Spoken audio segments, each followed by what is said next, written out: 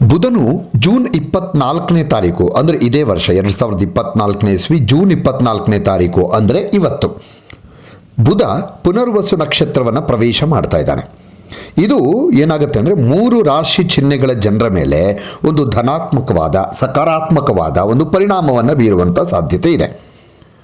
ವೈದಿಕ ಜ್ಯೋತಿಷ್ಯದಲ್ಲಿ ಬುಧ ಗ್ರಹವನ್ನು ಮಂಗಳಕರ ಫಲಿತಾಂಶಗಳನ್ನು ನೀಡುವಂತಹ ದೃಷ್ಟಿಯಿಂದ ಬಹಳ ಮುಖ್ಯ ಅಂತ ಪರಿಗಣಿಸಲಾಗುತ್ತೆ. ಬುಧನಿಗೆ ಸೂರ್ಯ ಮತ್ತು ಚಂದ್ರನ ನಂತರದ ಸ್ಥಾನವನ್ನು ನೀಡಲಾಗುತ್ತೆ. ಮೊದಲು ಸೂರ್ಯ ಇರ್ತಾನೆ, ಆಮೇಲೆ 2ನೇ ಚಂದ್ರ, ನಂತರ ಬುಧ ಬರ್ತಾನೆ, 3ನೇ ಸ್ಥಾನ ನೀಡಲಾಗುತ್ತೆ. ಮತ್ತು ಗ್ರಹಗಳ ರಾಜಕುಮಾರ ಅನ್ನುವಂಥ ಬಿರುದನ್ನು ಕೂಡ ಈ ಬುಧನಿಗೆ ನೀಡಲಾಗಿದೆ.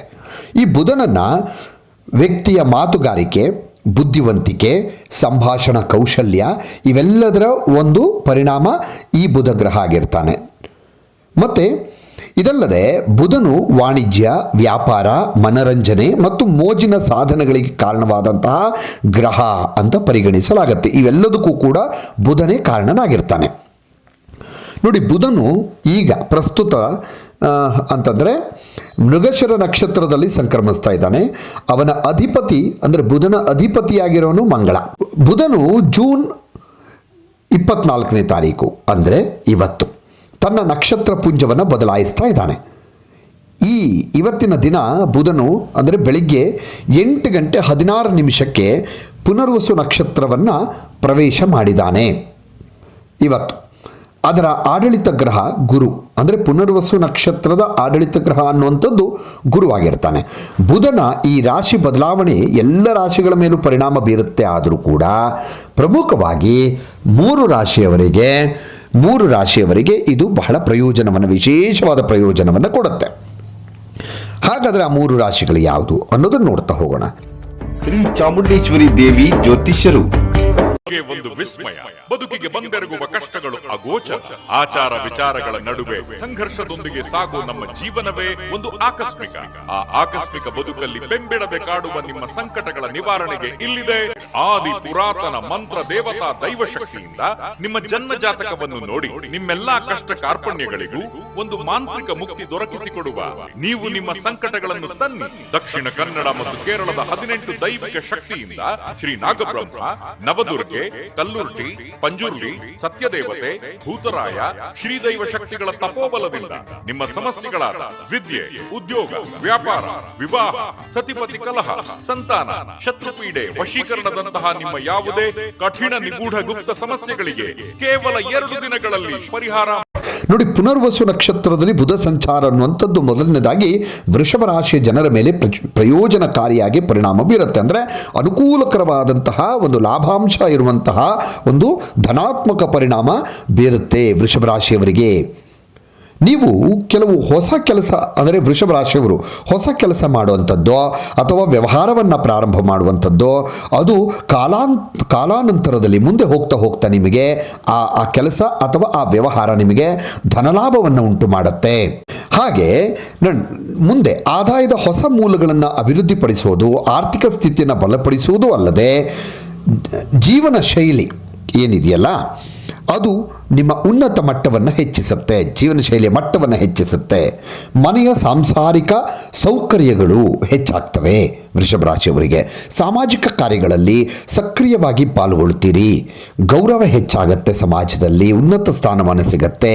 ಹೊಸ ಉದ್ಯೋಗವನ್ನು ಹುಡುಕ್ತಾ ಇರುವಂತಹ ಖಾಸಗಿ ಉದ್ಯೋಗಿಗಳು, ಸರ್ಕಾರಿ ಅಲ್ಲ ಖಾಸಗಿ ಉದ್ಯೋಗಿಗಳು ಉತ್ತಮ ಸಂಬಳದೊಂದಿಗೆ ಕೆಲಸವನ್ನು ಪಡೆಯುವಂತಹ ಸಾಧ್ಯತೆ ಈ ವೃಷಭ ರಾಶಿಯವರಿಗಿದೆ. ಇನ್ನು ಕನ್ಯರಾಶಿಯವರು ಬುಧನ ಸ್ವಂತ ಚಿಹ್ನೆಯಾಗಿದ್ದಾರೆ. ಈ ಕನ್ಯರಾಶಿಯವರು ಜನರು ಈ ಜನರ ಮೇಲೆ ಪುನರ್ವಸು ನಕ್ಷತ್ರದಲ್ಲಿ ಬುಧ ಸಂಕ್ರಮಣ ಅನ್ನುವಂಥದ್ದು ವಿಶೇಷವಾದ ಆಶೀರ್ವಾದವನ್ನು ಕನ್ಯರಾಶಿಯವರಿಗೆ ನೀಡುತ್ತೆ. ಕನ್ಯರಾಶಿ ಉದ್ಯೋಗಿಗಳಿಗೆ ಇದು ಬಹಳ ಉತ್ತಮವಾದ ಸಮಯವಾಗಿರುತ್ತೆ. ನಿಮ್ಮ ಕೆಲಸವನ್ನು ಕಚೇರಿಯಲ್ಲಿ ಪ್ರಶಂಸಿಸ್ತಾರೆ, ಹೊಗಳುತ್ತಾರೆ. ನಿಮ್ಮ ಕೆಲಸವನ್ನು ನೋಡಿ ಹೊಗಳುತ್ತಾರೆ. ನಿಮ್ಮ ಕೆಲಸವನ್ನು ನೋಡುವಾಗ ನೀವು ಸಂಬಳ ಹೆಚ್ಚಳದ ಜೊತೆಗೆ ಹೊಸ ಹುದ್ದೆಯನ್ನು ಕೂಡ ಪಡೆಯಬಹುದು. ಅಂದರೆ ಬೇರೆ ಕಂಪನಿಯಲ್ಲಿ ನಿಮ್ಗೆ ಆಫರ್ ಬರಬಹುದು, ಹೆಚ್ಚಿನ ಸ್ಯಾಲ್ರಿಗೆ ಆಫರ್ ಬರುವಂಥ ಸಾಧ್ಯತೆ ಕೂಡ ಇದೆ. ವ್ಯಾಪಾರಕ್ಕೆ ಸಂಬಂಧಿಸಿದ ಜನರಿಗೆ ಇದು ಬಹಳ ಮಂಗಳಕರ ಸಮಯ. ಕನ್ಯಾ ರಾಶಿಯ ಜನರು ಯಾರಾದರೂ ವ್ಯಾಪಾರ ವ್ಯವಹಾರದಲ್ಲಿ ತೊಡಗಿದ್ರೆ ಒಳ್ಳೆ ಟೈಮ್ ಇದು. ನಿಮ್ಮ ಕೆಲಸದಲ್ಲಿ ಪ್ರಗತಿ ಕಾಣುತ್ತೀರಿ. ನೀವು ಲಾಭದ ಹರಿವು ಹೆಚ್ಚಾಗಿರುತ್ತೆ. ವ್ಯಾಪಾರದಲ್ಲಿ, ವ್ಯವಹಾರದಲ್ಲಿ ಅಥವಾ ಕೆಲಸದಲ್ಲಿ ಹೆಚ್ಚಿನ ನಿಧಿಯೊಂದಿಗೆ ಅಂದರೆ ಹಣಕಾಸಿನೊಂದಿಗೆ ವ್ಯಾಪಾರ ವಿಸ್ತರಣೆ ಯೋಜನೆಗಳ ಕೆಲಸವೂ ಮುಂದುವರಿಯುತ್ತೆ. ಬೇರೆ ಬೇರೆ ಕಡೆಗಳಲ್ಲಿ ನಿಮ್ಮ ಕೆಲಸವನ್ನು ಅಥವಾ ವ್ಯಾಪಾರವನ್ನು ವಿಸ್ತರಿಸಿಕೊಳ್ಳುವುದಕ್ಕೆ ಸಾಧ್ಯವಾಗುತ್ತೆ. ವ್ಯಾಪಾರದಲ್ಲಿ ಹೂಡಿಕೆ ಉತ್ತಮ ಪ್ರಸ್ತಾಪಗಳು ಬರ್ಬೋದು. ಅಂದರೆ ಎಲ್ಲಾದರೂ ನೀವು ವ್ಯಾಪಾರದಲ್ಲಿ ಹೂಡಿಕೆ ಮಾಡಬೇಕು ಬಿಸ್ನೆಸ್ಸಲ್ಲಿ ಅಂತಂದರೆ ನಿಮ್ಗೆ ಒಳ್ಳೊಳ್ಳೆ ಪ್ರಸ್ತಾಪಗಳು ಕೂಡ ಬರ್ತವೆ. ಅಂದರೆ ಒಂದು ಆಫರ್ಗಳು ಕೂಡ ಬರ್ತವೆ ನಿಮಗೆ. ಮತ್ತು ಅದೇ ರೀತಿ ಕನ್ಯಾ ರಾಶಿಯ ವಿದ್ಯಾರ್ಥಿಗಳನ್ನು ನೋಡೋದಾದರೆ ಉನ್ನತ ಶಿಕ್ಷಣಕ್ಕಾಗಿ ವಿದೇಶಕ್ಕೆ ಹೋಗುವಂಥ ಸಾಧ್ಯತೆ ಇದೆ. ಪೋಷಕರ ಮತ್ತು ಶಿಕ್ಷಕರ ಆಶೀರ್ವಾದ ಕೂಡ ನಿಮ್ಮ ಮೇಲೆ ಉಳಿಯುತ್ತೆ. ಇನ್ನು ಧನುರಾಶಿ ಗುರುವಿನ ರಾಶಿ ಚಕ್ರ ಚಿಹ್ನೆ ಇದು. ಪುನರ್ಸು ನಕ್ಷತ್ರದಲ್ಲಿ ಬುಧ ಸಂಕ್ರಮಣದ ಪರಿಣಾಮವಾಗಿ ಈ ಧನುರಾಶಿಯ ಜನರ ಜೀವನದ ಮೇಲೆ ಪ್ರಯೋಜನಕಾರಿಯಾದಂಥ ಪರಿಣಾಮಗಳನ್ನು ಬೀರುತ್ತೆ. ಇದು ನಿಮ್ಮ ಕುಟುಂಬ ಜೀವನಕ್ಕೆ ಬಹಳ ಉತ್ತಮವಾದಂತಹ ಸಮಯ. ಸಾಂಸಾರಿಕ ಜೀವನಕ್ಕೆ ಪ್ರಗತಿ ಹೊಂದುವಂಥ ಸಮಯ. ಮಕ್ಕಳೊಂದಿಗೆ ನಿಮ್ಮ ನಿಕಟತೆ ಹೆಚ್ಚಾಗತ್ತೆ. ಧನುರಾಶಿಯವರಿಗೆ ಸಹೋದರ ಸಹೋದರಿಯರೊಂದಿಗಿನ ಸಂಬಂಧಗಳು ಇನ್ನಷ್ಟು ಬಲಗೊಳ್ಳುತ್ತವೆ. ಮನೆಯ ನಿರ್ಧಾರಗಳಲ್ಲಿ, ಕುಟುಂಬದ ನಿರ್ಧಾರದಲ್ಲಿ ನಿಮ್ಮ ಆಸಕ್ತಿ ಹೆಚ್ಚಾಗತ್ತೆ. ನಿಮ್ಮ ಯಾವ ನಿರ್ಧಾರ ತೆಗೆದುಕೊಳ್ತೀರೋ ಅದಕ್ಕೆ ಮನೆಯೆಲ್ಲ ಸದಸ್ಯರು ಕೂಡ ಒಪ್ಪಿಗೆಯನ್ನು ಸೂಚಿಸ್ತಾರೆ. ಧಾರ್ಮಿಕ ಮತ್ತು ಶುಭ ಕಾರ್ಯಗಳು ಮನೆಯಲ್ಲಿ ಜರುಗುವಂಥ ಸಾಧ್ಯತೆ ಇದೆ ಧನುರಾಶಿಯವರ ಮನೆಯಲ್ಲಿ. ಇನ್ನು ಆದಾಯಕ್ಕೆ ಸಂಬಂಧಪಟ್ಟ ಹಾಗೆ ನೋಡೋದಾದರೆ ಧನುರಾಶಿಯವರಿಗೆ ನಿಮ್ಮ ಆದಾಯದಲ್ಲಿ ಹೆಚ್ಚಳವಾಗುವ ಸಾಧ್ಯತೆ ಇದೆ. ಹಣದ ಒಳಹರಿವಿನ ಹೊಸ ಮೂಲಗಳು ಕೂಡ ಹೊರಹೊಮ್ಮುತ್ತವೆ. ಅಂದರೆ ನಿಮ್ಗೆ ಎಲ್ಲೆಲ್ಲಿಂದ ಹಣ ಬರಬೇಕು ನೀವು ಯೋಚನೆ ಮಾಡಿರಲಿಲ್ಲ, ನಿರೀಕ್ಷಿತ ಪ್ರಮಾಣಕ್ಕಿಂತ ಹೆಚ್ಚಿನ ಹಣ ಬರ್ತದೆ. ಬೇರೆ ಬೇರೆ ಮೂಲಗಳಿಂದ ಹಣ ಬರುತ್ತೆ. ಹಾಗೆ ನೀವು ನಿಮ್ಮ ಕೆಲಸವನ್ನು ಕೂಡ ನೀವು ಪ್ರಾರಂಭಿಸ್ತೀರಿ. ಹೊಸ ಕೆಲಸ ಪ್ರಾರಂಭಿಸುವ ಸಾಧ್ಯತೆ ಇದೆ. ವೃತ್ತಿ ಕ್ಷೇತ್ರದಲ್ಲಿ ನಿಮಗೆ ಪ್ರಗತಿ ಕಂಡು ಬರುತ್ತೆ. ಅಧ್ಯಯನ ಸಾಮಗ್ರಿಗಳು ಹೇರಳವಾಗಿ ದೊರೆಯೋದ್ರಿಂದ ಧನುರಾಶಿಯವರಿಗೆ ಮನಸ್ಸು ಪ್ರಸನ್ನವಾಗತ್ತೆ.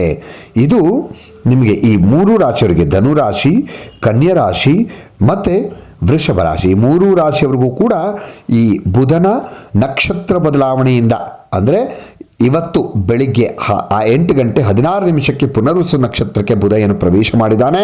ಇವತ್ತಿನಿಂದ ನಿಮ್ಮ ಲಕ್ ಬದಲಾಗ್ತಾ ಇದೆ.